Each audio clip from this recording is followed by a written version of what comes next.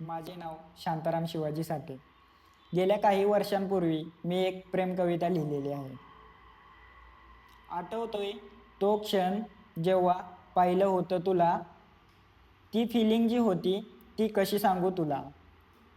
नजर तुला शोधत असते तू दिसेपर्यंत, तू दिसल्यास पापण्या देखील झपकत नाहीत तू जाऊसपर्यंत.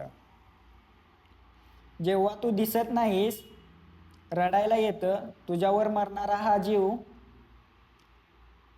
तू दिसताच कळत नाही कसे सांभाळू या जीवाला.